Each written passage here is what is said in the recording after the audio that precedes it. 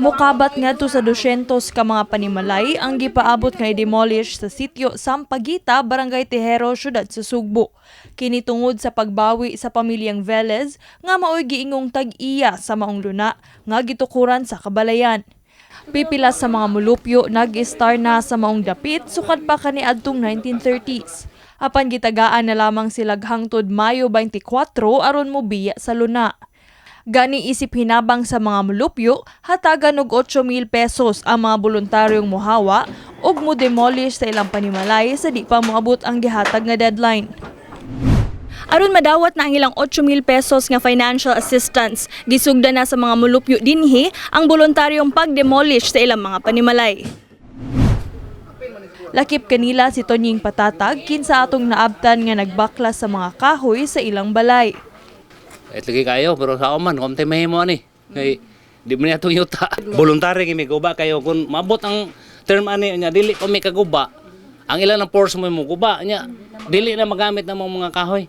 Kay ilahan naman ning mogamit naman sila kuan, mga equipment nya. Sayang kay mo magamit. Nya gumuno naman gyud voluntary lami guba ni. Mibisita sab ang kagamhanan sa dakbayan sa sitio Sampaguita kagahapong adlaw aron mag-apod-apod sa hinabang nga bugas o grocery items alang sa mga apektadong pamilya. Gipahimugatan sa presidente sa Sampaguita Homeowners Association nga si 𝗪𝗏𝗍𝗶 nga wala sila'y problema sa paghawa, apan nabalaka sila nga wala pa'y klarong relocation site nga ilang kabalhinan. So ang ilang lang gihangyo nga peaceful lang ba nga paghawa na mo, pero wala problema. Ang amo lang is asa among relocation. Kay mo man among gi-concern sa DWAP kung asa ang relocation, kay ang mga tao willing sila moguba. Ang problema, ang ilang ko nang ginuba asa ibutang.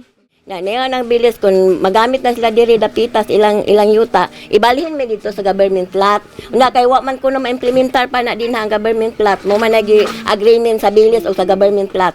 Day dito man mi day sa budlaan day ikaw mo puyo ka dito nga tuas langit. Ginoo ko kamatay dito man jud mi. Dito gid mi day wa gyud mo sukol dito.